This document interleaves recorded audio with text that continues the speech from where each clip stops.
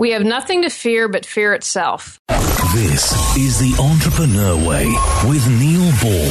Unlocking the secrets of successful entrepreneurs 7 days a week. Subscribe to our podcast and follow us on Twitter at Neil D. Ball. Napoleon Hill said the power of the mastermind is the driving force. To discover how you can unlock the potential in your business using the power of a mastermind, go to mastermindunlimited.com.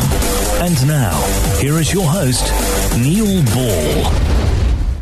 Hello everybody, it's Neil Ball here. Thank you so much for joining me today on The Entrepreneur Way. The Entrepreneur Way is about the entrepreneur's journey, the vision, the mindset, the commitment, the sacrifice, failures and successes. I'm so excited to bring you our special guest today, Julie Coraccio. But before I do, I've got a little bit of trivia for you. Thomas Pynchon said, if they can get you asking the wrong questions, they don't have to worry about the answers. The Entrepreneur's Way asks the right questions so we all get the insight, inspiration and ideas to apply in our businesses. Julie, welcome to the show. Are you ready to share your version of the Entrepreneur Way with us? I am. Thank you for having me, Neil. Thank you, Julie. Julie Coraccio is an award-winning professional organizer and lifestyle coach who supports people in decluttering all areas of life: physical, mental, emotional, spiritual, and energetic to create the life they choose, deserve, and desire. She is the host of the successful self-help podcast, Clearing the Clutter Inside and Out. She lives in Raleigh, North Carolina, with her husband Tony and their rescued black cats, Joey and Antonio. When not at the beck and call of her cats, she enjoys hiking, baking, reading, playing cards, bubble baths, and supporting environmental and animal causes. Julie, can you provide us with some more insight into your business and personal life to allow us to get to know more about what you do and who you are? Absolutely. Thank I'm you. very passionate about helping people clear the clutter on the inside and out. When a lot of people talk about clearing clutter, getting organized, they tend to focus just on the physical. But I've found through my work that whatever's going on the inside is most definitely reflected on the outside. And when you are able to clear your clutter, that allows you to concentrate on what's important. And when you're concentrating on what's important, then you can live a life full of joy and fulfillment. And that really gets me excited because when we're coming from joy and fulfillment, we can share our gifts with the world. Wouldn't it be this amazing world to have all these people who are happy and doing what they love? We would, society would look completely different than it does now. And I love it because no client is the same. And so that keeps me on my toes and I get to support people in a variety of ways. And I started my business because I was in a really awful job and I thought, well, what could I do that I'd enjoy, but that I could also be good with? And as I thought about it, I thought, organization, because I know when I'm organized and don't have a cluttered life, then I can focus and do what I choose to do. Okay. Julie, can you just talk a little bit more about what you do? Because I'm fascinated with what you do. So can you talk about the benefits for somebody on a personal level of what you do and then also on a business level of what you do? Sure. So I help people clear clutter and get organized through professional organizing. And even though that's the physical part, all the other stuff comes up as well. And so I'll give you an example. Here's a good story for a personal something to help a client. So I do that also through physical organizing and life coaching. And I've also created a Declutter Your Life course. And I have organizing videos. If people are really motivated and do-it-yourselfers, I have products to help them. So I was working with someone and we had a stack probably 2 or 3 feet high of paper. And I said, okay, what's going on here? And she said, those are articles that I'm going to send to people. If you see something in the newspaper or magazine and made a clipping. And I said, okay, well, how long have we had this stack? 2 to 3 years. So as we talked more, because I believe we all have the answers inside. And so I view my job as to support you in figuring out what's going on and to be able to release it. And so as we talked, she made the connection. She said, I'm afraid if I don't send people notes and clippings that they're not going to love me anymore. As soon as she was able to voice that and have that crystal clear realization, we were able to recycle the entire stack because she knew that wasn't true. People weren't going to stop loving her if she didn't send them something in the mail every so often. And so it's about digging deeper and finding out what's important. And so that's just, again, even though that's a personal thing, that affects you in business, because if you've cleared the clutter in your home, it's going to get you out on the door on time. But here's an example from a business perspective. So I was asked by someone, they said, will you fill in for me? I'm unable to do this speech. So I was like, absolutely. So I contacted the person, and, it's interesting because you sometimes can't tell via email what the person is feeling, and sometimes that can cause problems because you misjudge that. So she said, absolutely not. I already found a replacement because she double booked me. And so I ended up contacting her and saying, hey, is there something that we can work on here? Because she didn't have a system. She didn't have a calendar system that was disorganized and full of clutter. And so she double booked herself. Now, the reality is that woman will probably never hire her and probably never ask her to speak again. And, I can tell you numerous stories when people have been disorganized and have a desk where they can't find anything, and they lose business as a result. So it's a mental and a physical decluttering that you're doing then, isn't it, really? I would also say that it's emotional, what I consider spiritual and energetic. So if you say you have a client that makes you feel guilty, I'm a firm believer you're allowed to fire clients. If someone is impossible, why work with them? Life is too short. That's trusting, if I take a stand for myself, if I put good boundaries, and I'm not saying do the wrong by the client, but I'm saying there are just some people that you're not meant to work with and that are just really tough or always want to get you at a discount. Let those people go. But if you feel guilty, oh my gosh, that to me is emotional clutter. Oh, should I have said this? Or I can't believe I released that client, and that was 5 months ago. Then that clutters your brain. And spiritual clutter, an example would be comparing yourself to someone. Oh, well, she's a better organizer than I am because she's been on TV. It doesn't make her better. She's just different. And so instead of wasting your time comparing yourself to someone else, what about yourself can you improve? And then finally, an example with energetic clutter. Sometimes people say, well, I don't understand that. If you've ever been in a room after an intense fight, you can literally feel the tension in the air after the fight. And so that's what I mean by energetic clutter. Does it feel good to come into your office? I've worked with clients who the space wasn't inspiring. It was dark. I'm like, okay, well, we need to change the physical space, get the energy going so you want to be in that room. I understand. Right. That's great. So what do you enjoy most about what you do, Julie? What do I enjoy most?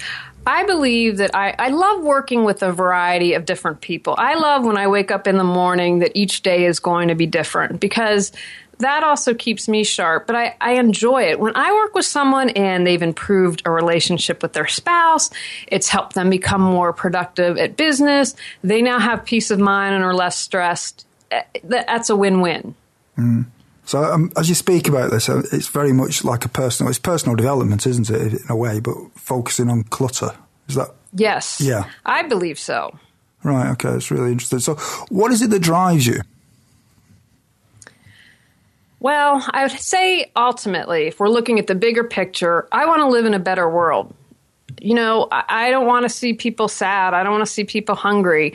And when others thrive, we all do.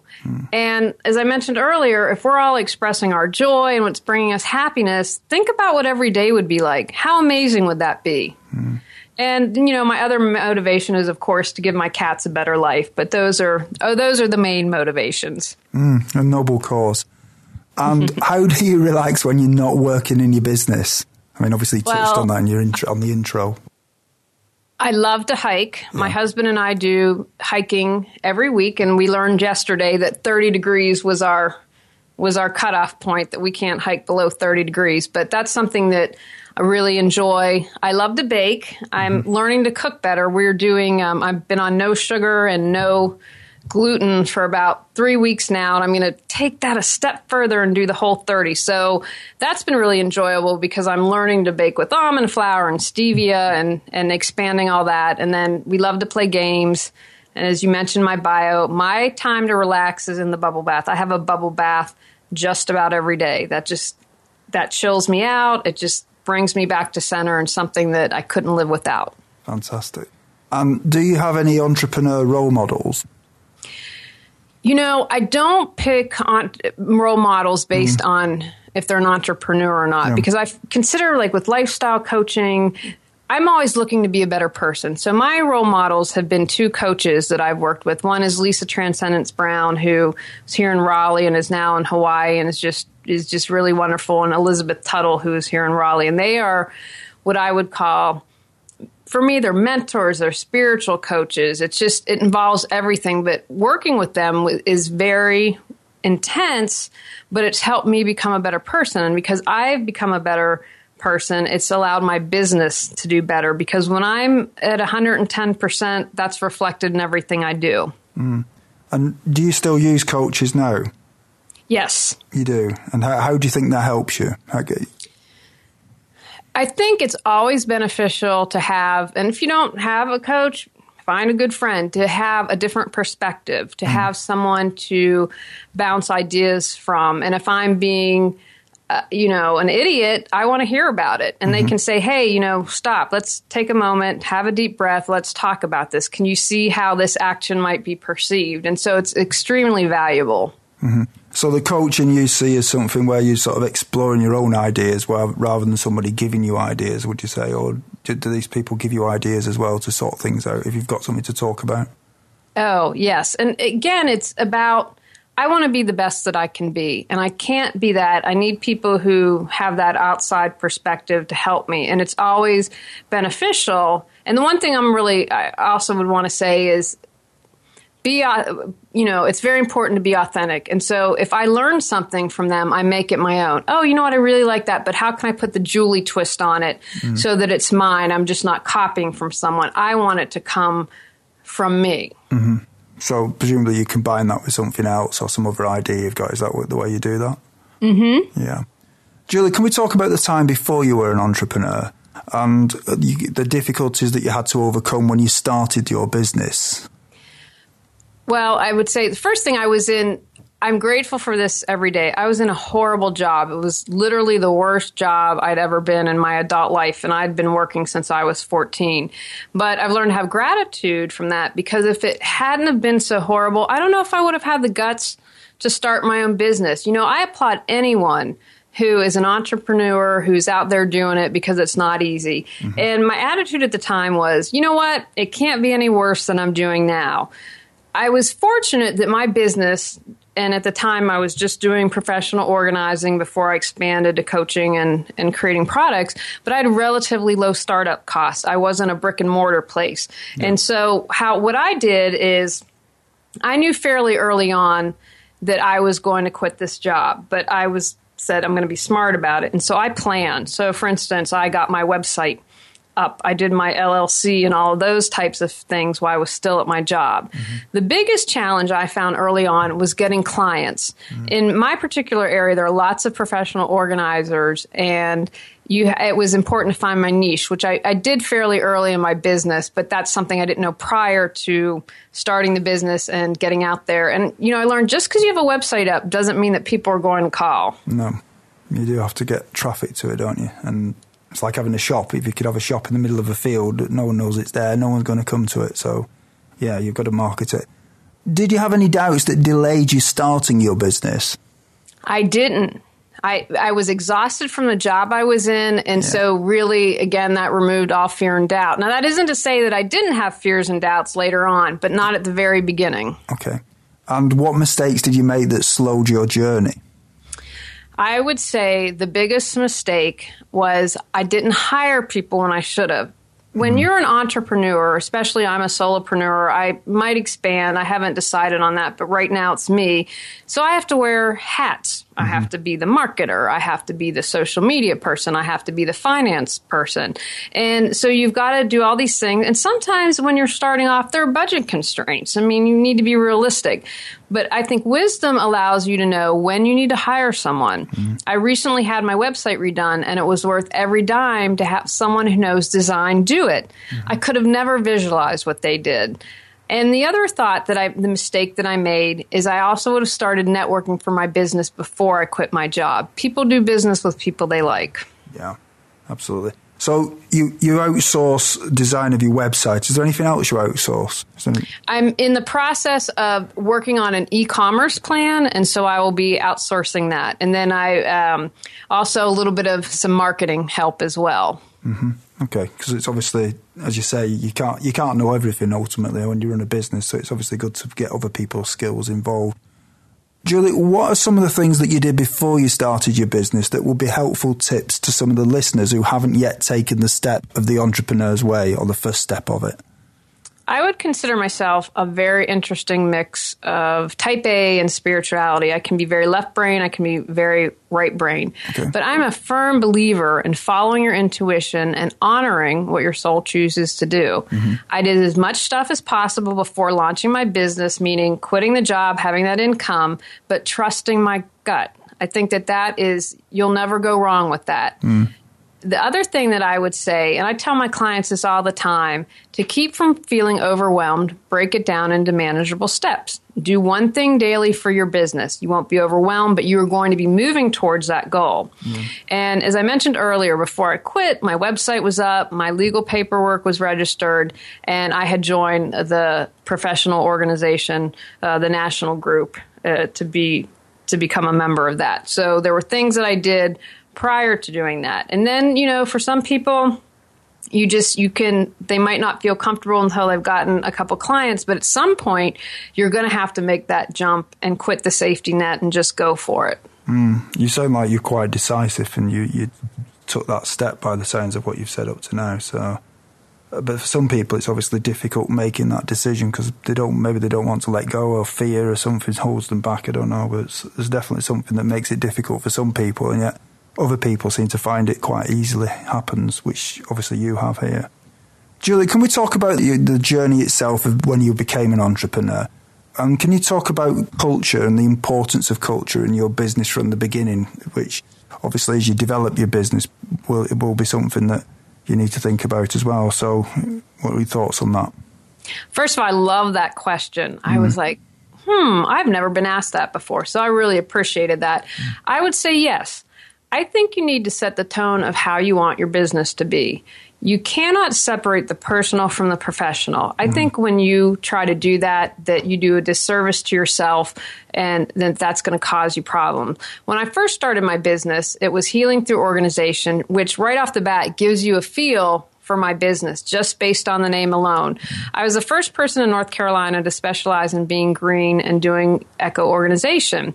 People told me I'd be dead in the water. I said, no one's going to hire you because of that. Not only was it successful, but I also won awards for it because I was thinking differently. And I honored, this is who I am as a person. I'm passionate about the environment. I need to bring that into business. And my brother's also an entrepreneur. 2 out of 3 of us are. And in his business, so he has a brick and mortar business, and I think he has about 10 employees. They have a pool table, they have dishes of candy, the dogs JJ and Coco come to work.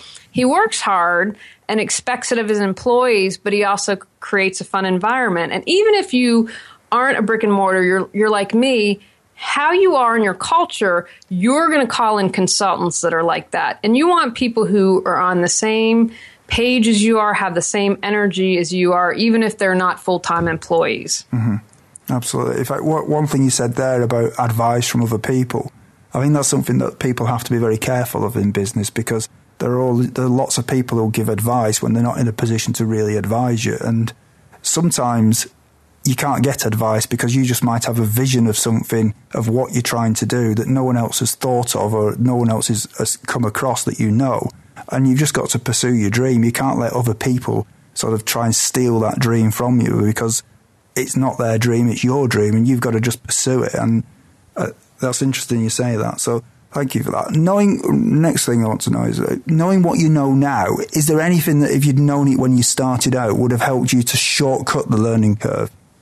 Well, I wouldn't have had any surprises then, but it's all good. I wish someone would have given me a heads up about networking. Now, I know I mentioned earlier in the podcast that I should have started networking prior to quitting my job and being full-time at my business, but I wish there was someone who would have mentored me in this and said, okay, here's what you need to look for. Here are what the takers are. Here are what the takers look like.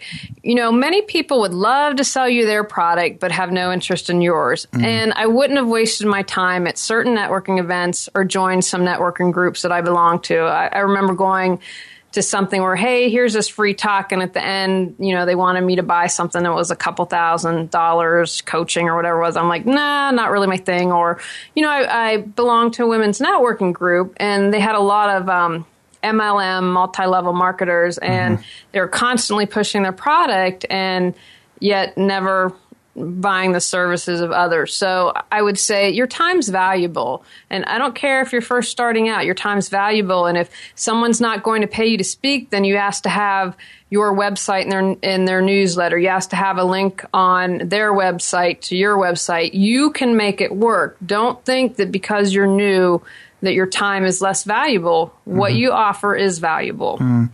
You're talking about networking again there, so obviously that's very important to you. Can you just tell us a little bit more about how you do networking at events? Oh, 100%. I really have the left and brain thing going on, but I believe your intuition is there for a reason. And, you know, you a few minutes ago mentioned sometimes you have this vision and you just have to listen to this, and other people can't offer you advice. That's when you really need to double down and be like, okay, I have to trust this. I have to go for it. I've done crazy things. I heard a couple years ago, okay, you need to, I was doing the internet TV, but like, you need to pitch this show to this person. I was like, okay. So I did it. It was crazy. It was nuts. Nothing's come of it, but that doesn't mean a year down the road that something will come of it. And especially the more nuttier it sounds, then I think you need to definitely trust your intuition then. And I have gotten in trouble when I have not followed it, both personally and professionally. So I'm a firm believer in it. But with networking, what I was really getting at was with networking, how do you, when you go to these events and you go to them, and obviously there's people there that are takers and there's people that are givers at networking events, as you mentioned before. And I'm just curious, do you have a particular way of networking with people? Is there anything you do that's unusual or different to the people who are the takers, for example? Oh, great question. I would say, first of all, the first thing to do is that I've learned to do is I'm very selective of where I go to network. Here in Raleigh, where I live, there are tons of opportunities. So I look, okay, do I know everyone there? Probably not going to go. Okay, new people, a lot of people I don't know. What's around it? Is it where it's going to be casual and we're going to be talking, enjoying hors d'oeuvres, or is it a sit-down lunch? What is it? And then I try to get a sense, okay, who are the types of people here? I have found that the people that I gel with best tend to have some type of spiritual view or some type of belief or are open to it. They don't discount it. I'm thinking of another organizer that I talk. She's really great, but she is corporate. Her clients and her specialty is working with corporations, where I would be really happy, unhappy in a suit working in an environment. That's not who I am. So I try to get a feel for the people. Okay, let's look at their business. What's the name of their business? What are they doing? So that's the first thing to really get rid of a lot of the waste. And then when I go, I'm always happy. Okay, if I can meet 10 people and have a decent conversation, then I will have succeeded. And again, as you do it, you listen to your intuition.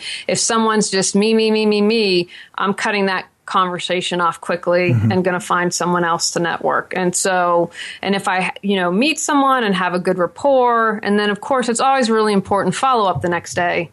I've learned I take notes on the back of a business card. If they say something personal, are, have a son that's 7 and a daughter that's 5, and pizza's their favorite thing, then I might send, hey, did you know about this awesome pizza place in North Raleigh? Because people do business with people they like. And when you're listening and paying attention and being authentic, people respond positively to that. And do you introduce people that you've met at different occasions to sort of do business together? Do you do that type of thing as well?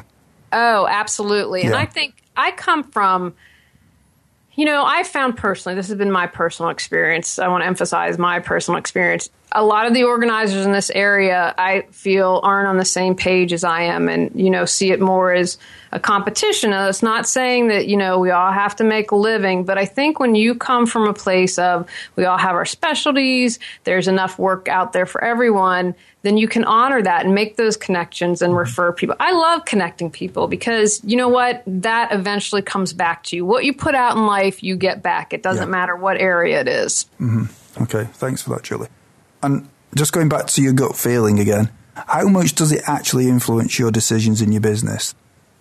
Oh, 100%. I am going to trust that over anything else. And I was just thinking my big resolution for 2016 is listen to your intuition and follow it. I can't tell you, and I should know by now. And, I angered someone. They wanted me they were releasing a book and they said, I want you to offer a giveaway. And I said, well, are they going to come to my site? Do they have to sign up?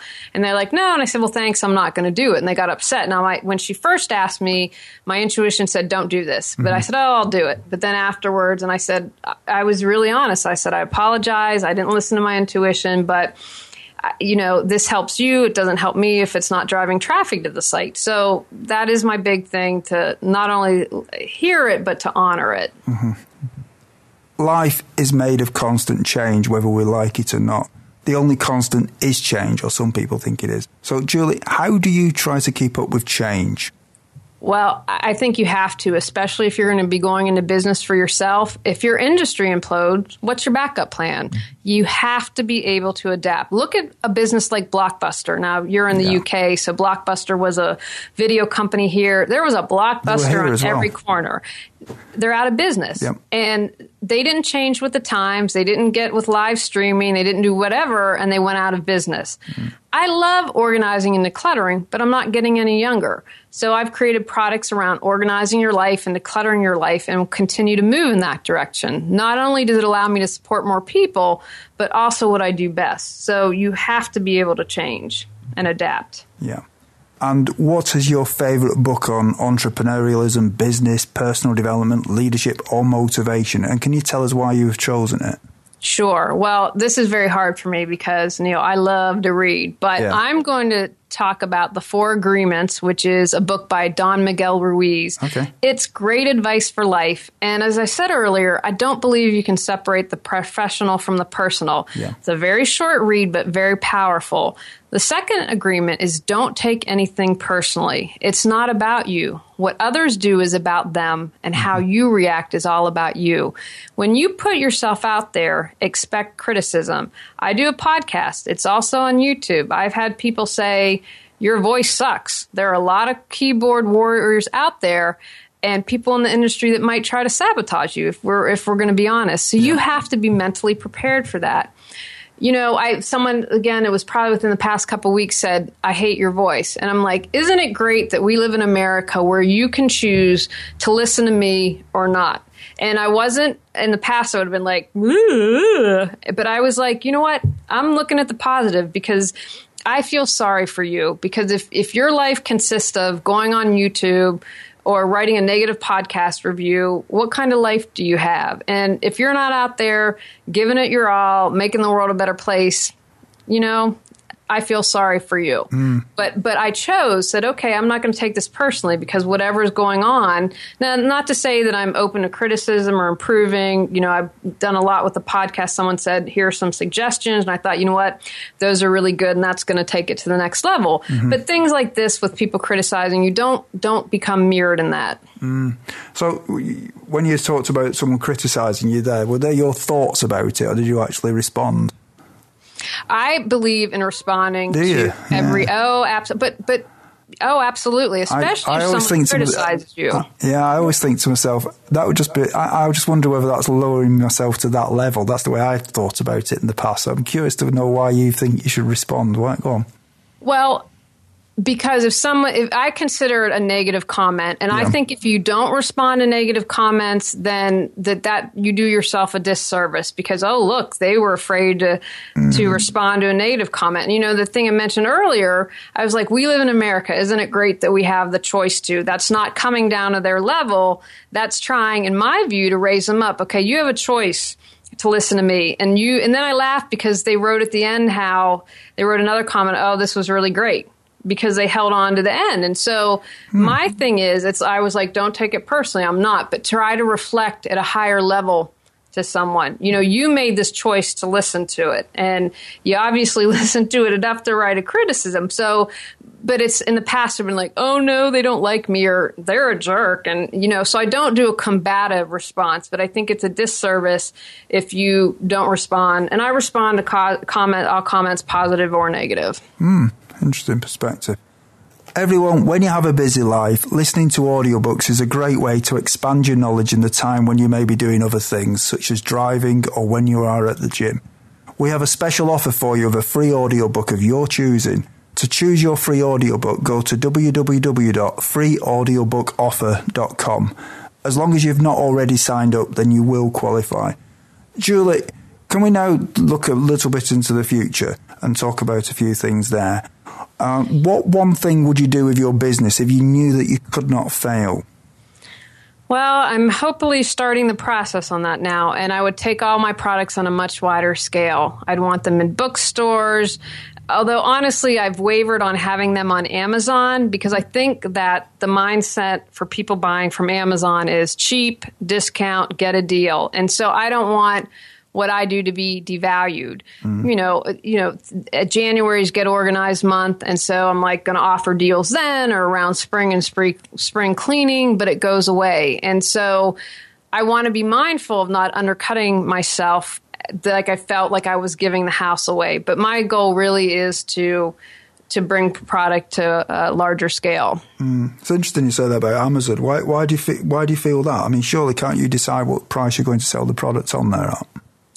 Well, because I think that Amazon has set itself up to be the cheapest person in the world, or the cheapest place to buy things. That's how I view it. You're always going to get a bargain. Look, Amazon has the cheapest price. And there was a recent thing with people who are authors. I've created a workbook and for people who are bestsellers and whether or not they're going to sell on Amazon because the price is undercut so much. And then there was a big issue, and people can Google this to get more details, but they felt like they had to come down to Amazon's prices. They've written the book and they're losing money as a result of it. And if they weren't to kowtow to Amazon's prices, then Amazon wouldn't put their book on the site. So that's, to me, a little bit too much power and control there. And so that's just my view at the moment, because I don't want to be thought of as the cheap person, the discount thing. I want you to support you and to help you change your life, but you need to invest in that, because everything, just because it's cheap doesn't mean it's good.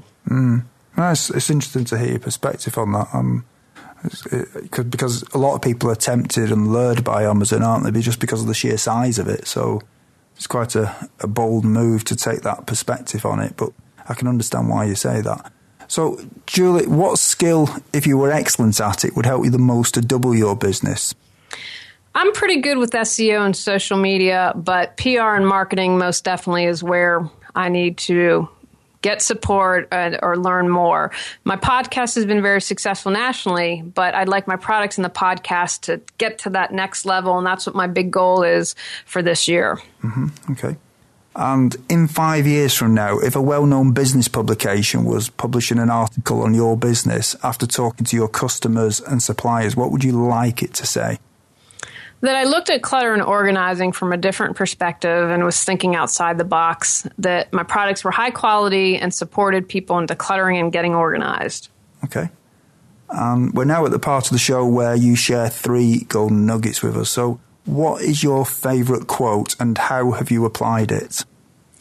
We have nothing to fear but fear itself. I used to be deathly afraid of public speaking. I couldn't get up and say my name and my business, and so now I get paid to speak. So that was a huge deal for me. And the other thing, I mentioned earlier, when I started my business and was doing eco-organization when no one else was, people were like, you just shot yourself in the foot. You're never going to have any business. And I thought, well, I just have to do it. It's who I am. Do you have any favorite online resources that you can share that would be useful to us? Well, you mean besides reawakenyourbrilliance.com? Oh, well, if there is anything else. Come on, we have to have some humor. We're having a podcast. We're having fun here. I like Tor, and that's Tor, which lets you surf the web anonymously. Now, if you're a technical person, you're probably going to say to me, there's nothing that's 100% anonymous, but I like to use that. And here in America, we have SCORE, SCORE, which retired business people help new business owners. And they have a website and they have chapters all over the country. And so when I was starting my business, I met with some people and then I met with someone who did marketing. And so they offer their time and services and it's free. And so that's a great resource if you're just starting out in your business. Okay, thanks for that. And what is your best advice to other entrepreneurs? Be authentic. You can't be who you aren't. And people will know that. Even if they can't articulate it, they'll just be like, something's off and I'm just not feeling it with that person. So you can fool people for a while, but if you're just taking other people's stuff and not being authentic and making your own, people will do that. Another thing I'd say is don't hijack other people's stuff.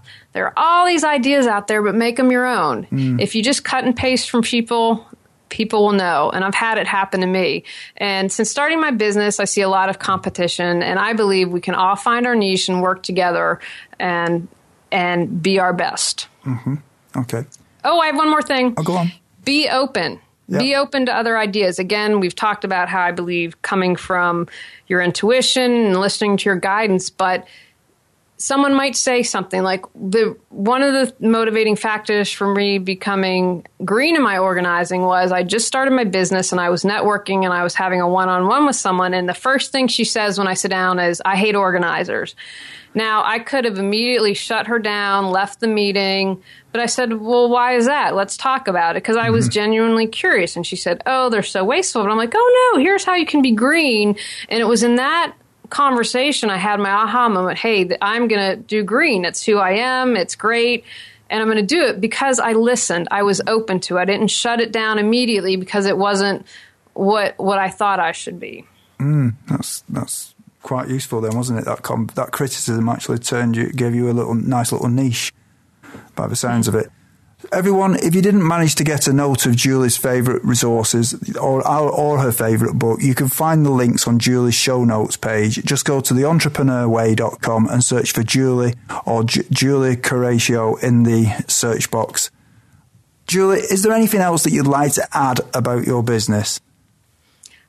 Just please, you can find out more information at reawakenyourbrilliance.com. I have lots of products to support you to get decluttered and organizing your life, and I'm cheering you on. I want you to go for it. I want to hear your story, how you let go of clutter, and you're living a joyful and fulfilling life. Thank you, Julie. It's really been an honour having you on here. You've brought some great ideas about things I'd never even thought about before, and you've given us some great insight into being an entrepreneur and applying it in your business. So thank you very much, Julie. Thank you for having me, Neil. And everyone, just go for it. You can do it. Be your entrepreneur. Great, Julie, thanks. Thank you for listening to The Entrepreneur Way. Subscribe to our podcast and follow us on Twitter @Neil D. Ball.